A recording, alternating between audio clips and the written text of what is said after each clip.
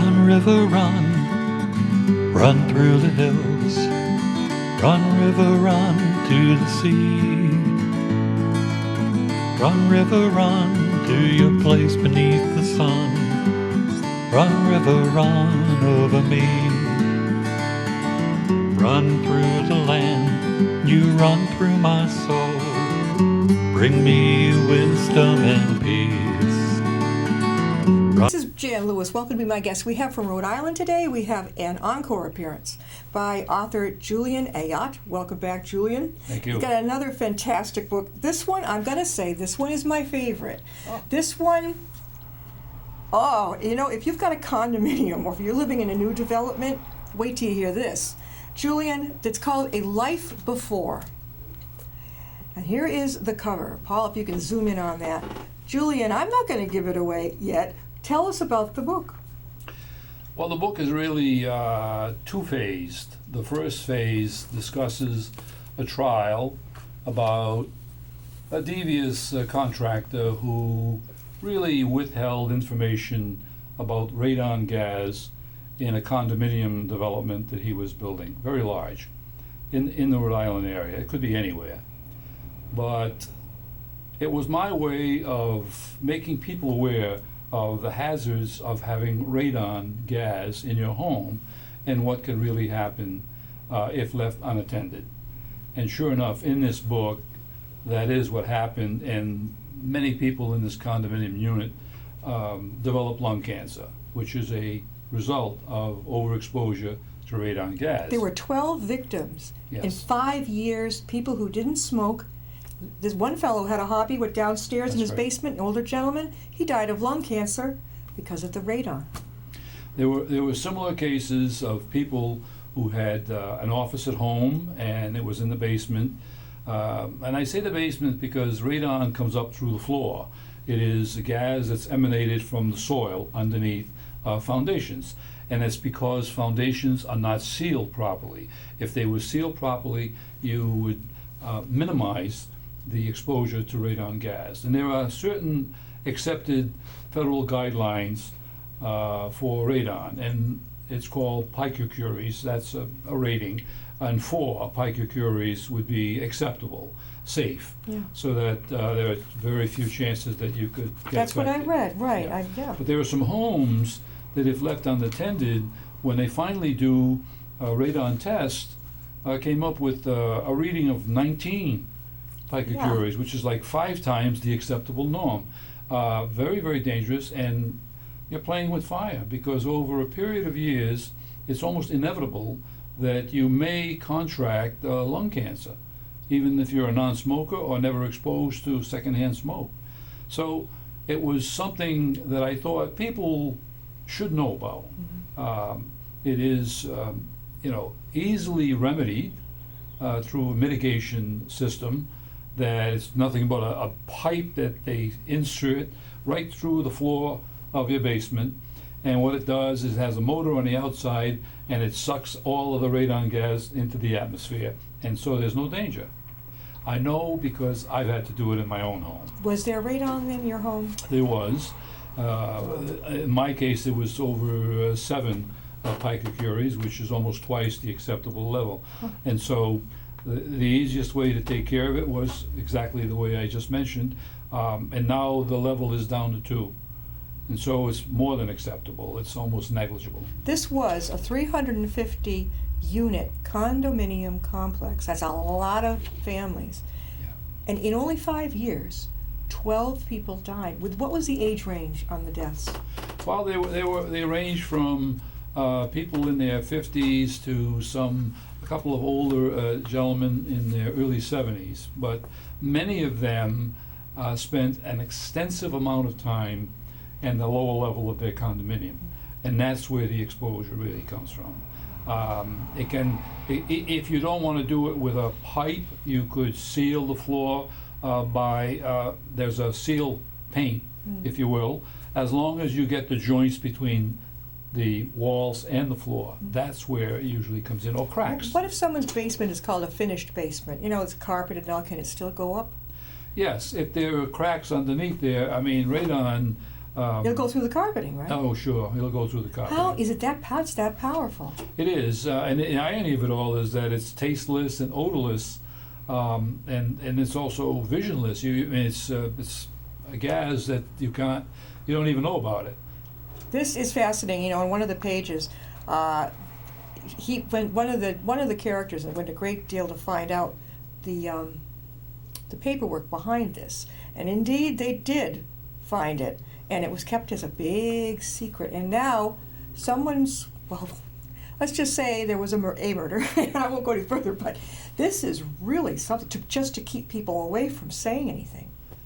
Well, there were millions of dollars at stake, obviously.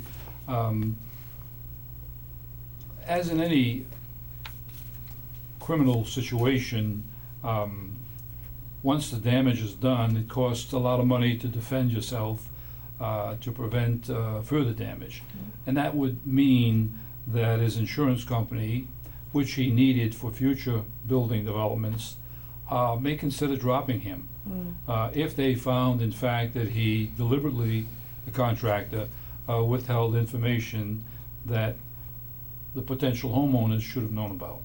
If they should have been told that there's radon here, but we're going to take care of it, nothing would have stopped the homeowners from buying, nothing whatsoever. But he did not want to spend the money because there were a lot of units, and for him to have to seal all those units would have meant cutting into his profit. How much do you think he would have, had to pay for that? Or like $100 per unit? Oh, no, the mitigation system itself is about $800 a unit, or $800 a home. So times 350 units. Correct, but if you had sealed the floors When before, they did it, yeah. it would have been less than half that cost per unit. And what's to stop him from adding that to the total cost of a unit if he wants to recoup it? The point was, he cut corners, and by cutting the corners, he jeopardized people's health, which is absolutely unacceptable and illegal. But the irony of it all is that even as of today, it is almost impossible to get a radon conviction in court. Why?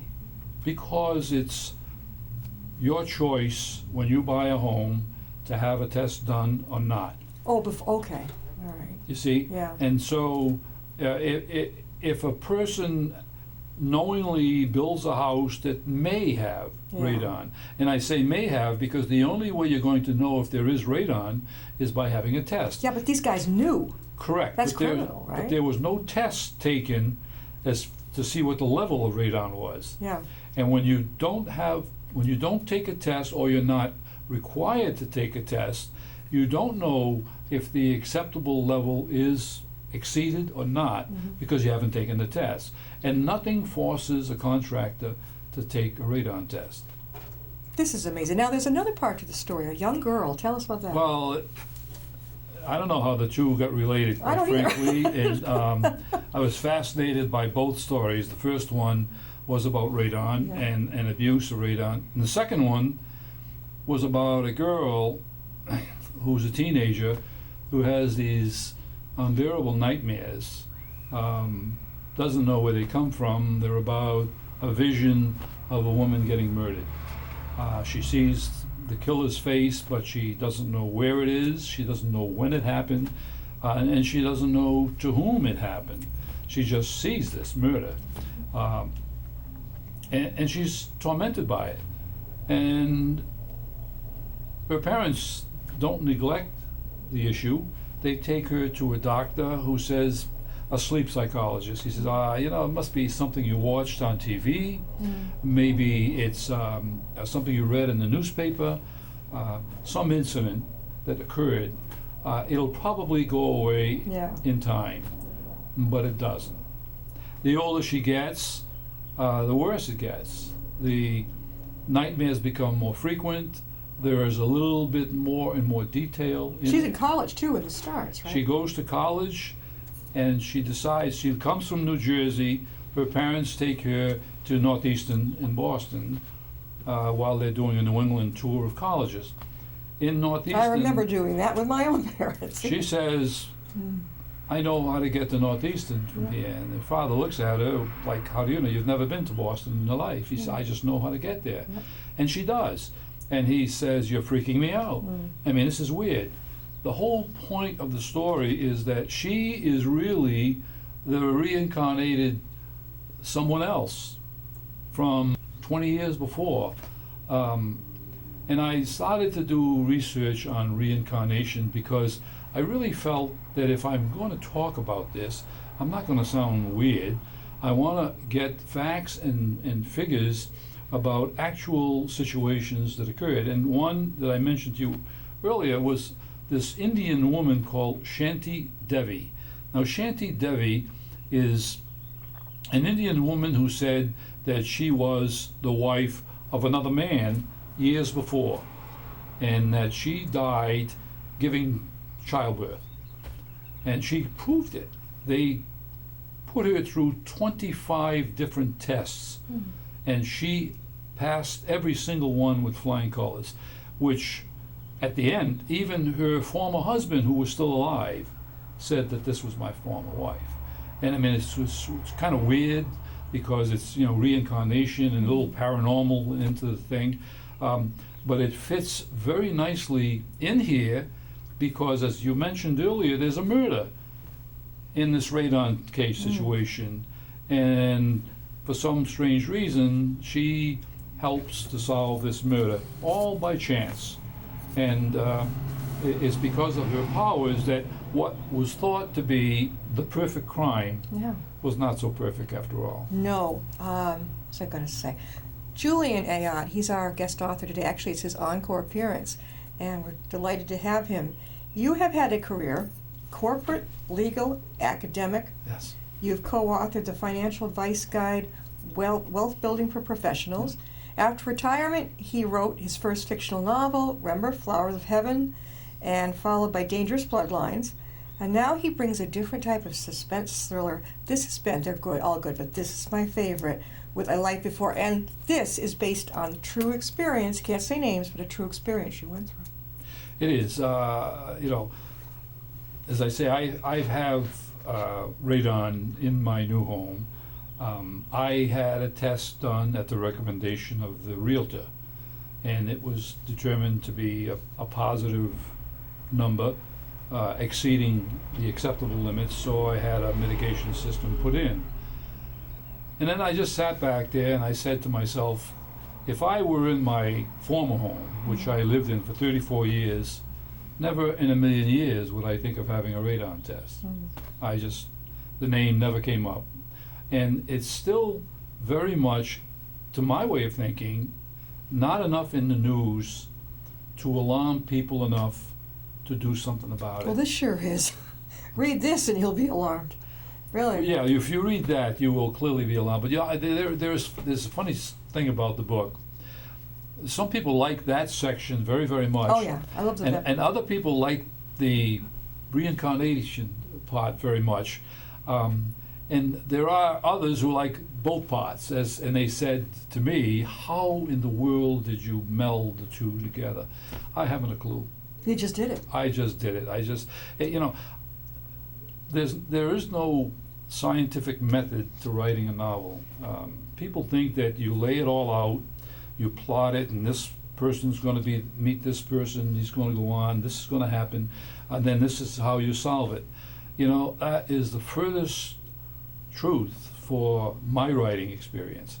I pick up a pen and I start to write. You write, you get on the computer or you write? I write longhand. You write yours I out? write on a pad. You don't get on the computer and do Not at all. Libra? No, I write by hand. All my novels, I have the original manuscript in longhand. And what I do is I just start to write. Yeah. When my wife sees me with a pad and starting to write, that's when she goes shopping. I love it. Smart girl, because you're going to be in your own world for hours, right? I have to be in my own world for hours. And there are days when I cannot write a word. Yeah. But how long did it take you to write? Again, we're talking about Julian's new book, A Life Before. How long did it take you to write this? Well, from the time I started to the time it was published, I would say 9 months. Are you self-published, Julian, or? I am self-published through CreateSpace. Yeah. Um, I love that. That's so great. Well, it is an outlet that allows people like me. This is funny because my first two books, The Flower of Heaven and Dangerous Bloodlines, were both 4-time National Book Award winners. Yep. And twice bestsellers on Amazon. The Flower of Heaven has 117 reviews, and it's well into the 4s out of 5.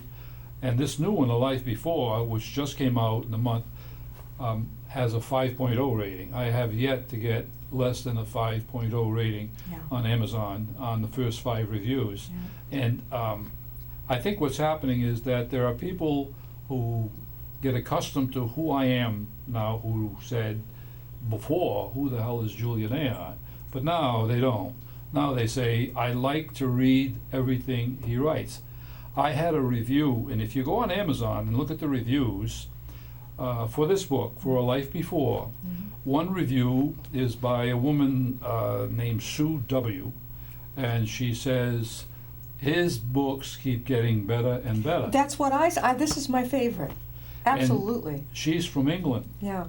So I'm getting reviews from all over the place. I had reviews from Australia, reviews from South Africa, Canada. They come, and it's just very, very rewarding for me. Julian, how could people get a copy of A Life Before? Well, it's at Barnes & Noble. Mm-hmm.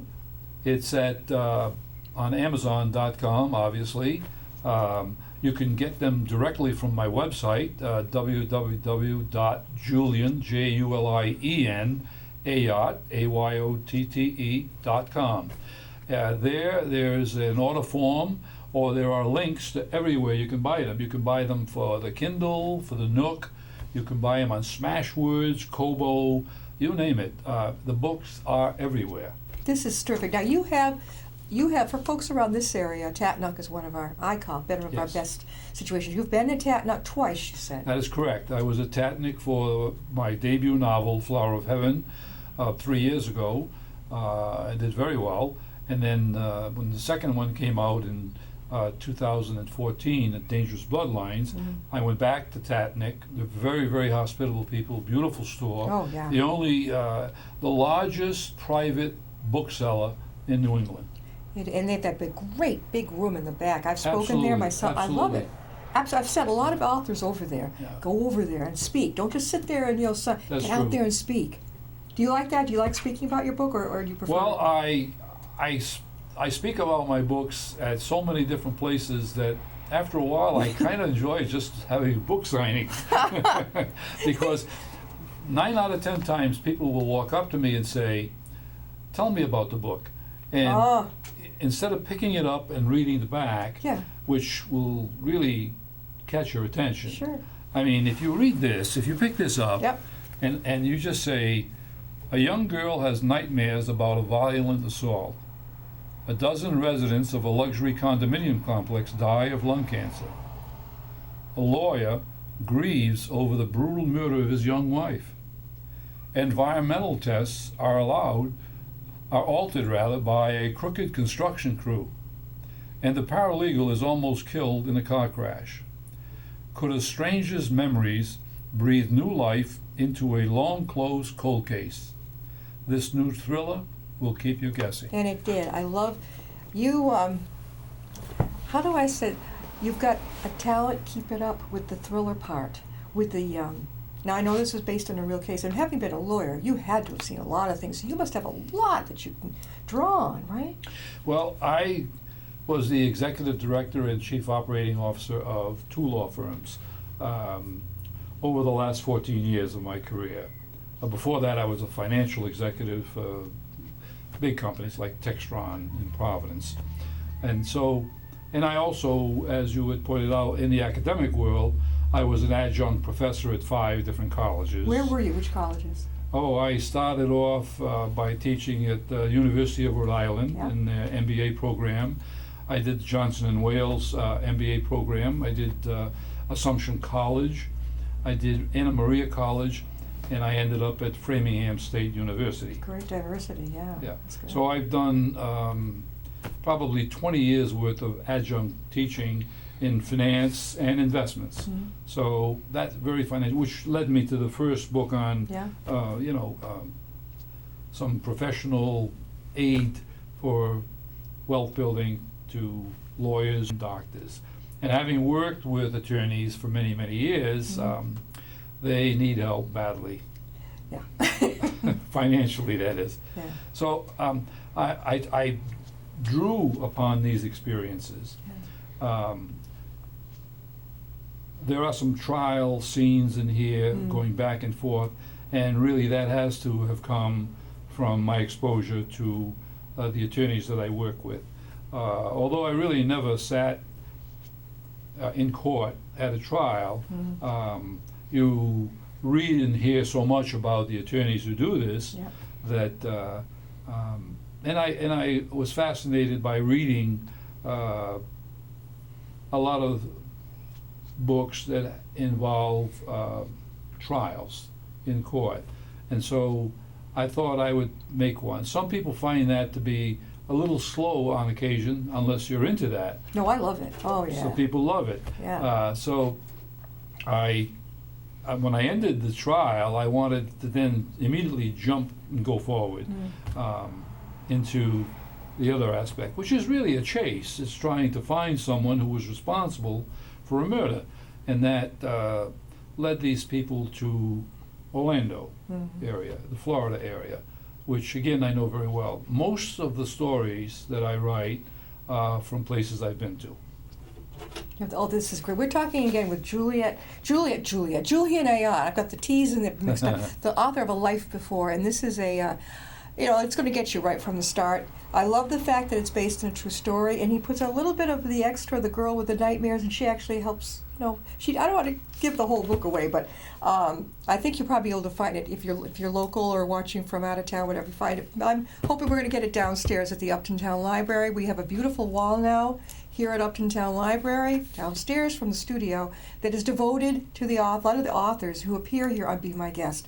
And it is quite amazing. I saw it for the first time today, and I told Julian, after your interview, go downstairs and see Matt, our terrific librarian, and see if you can't get your books up there too. I think when I saw the front cover, it's of a beautiful young girl with a ghost or whatever, of a girl's blind.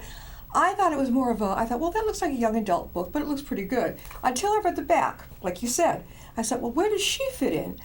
But I was so taken by the legal part and what was happening and what was causing the deaths of the people. That's what caught me. More than it would have if you had just started out about the other. That's just me. But you had the way of bringing it together. Yeah, I've done that with the first two, both Flower of Heaven and Dangerous Bloodlines. I have a lot of flashbacks, and the flashbacks then are all brought together and fit very nicely. How I do this, I really don't have a clue. It just seems to come, and I have a writing style that allows this to happen. I don't think I'll change it because it's basically the same in all three books, that I take two different scenes or periods of time. I like your style because you don't get overly wordy. Do you know what I mean? You get Yes. to the point. Yeah. Some books you'll pick up and you're like, there's too many characters, it's overly wordy, and you know what happens to that book? It gets put to the side. Yeah, I try to keep them close to 300 pages, Yeah. a little bit less. I've read books, and I don't knock authors who write, the James Missioners of the world who write these 900-page Yeah. books, or Yeah. Stephen King writes the 500-600 pages.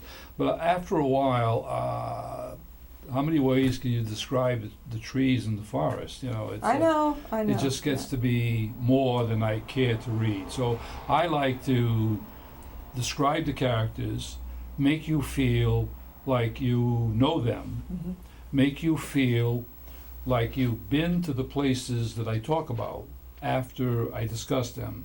Even though you've never been to Paris, or even though you've never been to Orlando in this Right. book, or whatever the book is, I like to end by your realizing that the author makes me feel like I've been there. Right, and you don't introduce a slew of characters, No. and you're very good about that scene type, because I'm one of those readers that I have to, it's like a movie in my head. I have to picture it as I go along. So I don't know how people read and just read words and don't, it actually, I have to picture it, Oh, and sure. if somebody introduces a new house, I'm going to picture it in my mind. Julian, where did you grow up? Around here in New England? I grew up in Woonsocket, Rhode Island, and was educated locally at Mount St. Charles Academy, a private Catholic school known for its great hockey players and such, but also it is a college preparatory school. Mm-hmm, it's okay, you go. And the college preparatory school means that about 95% of the graduates will go on to a four-year college. Yeah. And so it was good education. Where'd you go from there? I went to URI at university. I had a bachelor's degree in accounting and then a master's degree in MBA in 1968. And then subsequently in 1992, a PhD in administration and finance. Working for big companies, as I mentioned, like Textron, but being adjunct teaching on the side. Eventually leading to being an executive director and the chief operating officer for two major law firms. You have done, to say a lot, is really out there. Do you miss any of it? No, You've already got a whole new career I going here. enjoy, my wife says that I'm obsessed with this. Yeah. And I agree with her. I am obsessed with this. But that's good. with the She writing. she wanted to know when I was starting the next book. And Yeah, I said, I wanna know too. I don't have a clue. Yeah. But I've had people who have read this book, Yeah. and it's just come out. It's not even a month. Yeah. And they want to know when I'm going to come out with the next one. And I'm saying, Give them a break. give right? me a break. But I will write another one. Oh, you really must. And we have to Oh, get yeah. you back on again. And we've been talking with Julian Ayotte. His book, A Life Before, kind of a mystery thriller, but based on a real story, with a little bit of mystical sense of the girl that was having bad nightmares, and she helped solve the case. That's a really cool thing. Hmm. Before we close, Julian, one more time, how can people get a hold of you and your book? Well, the easiest way would be to go to my website. If you go to www.julianayotte.com, and that's Julian with an E, Julien, Ayotte, AYOTTE.com, there you will find all the links available to buy my book, including in Amazon, at a place called Create Space, which is in hardcover, Barnes & Noble, and every other ebook avenue that you can imagine. So that would be the best spot. And if you want a signed copy, there's even an order form there where you can order to get a signed copy by mail directly from me. How cool does that get? But remember the years ago, no one could do that. I know it. Julian, thank you so much for coming My back. And I pleasure. expect to see you again, maybe in a year or two? I hope so. Better. We'll see you next time on Be My Thank you. Guest.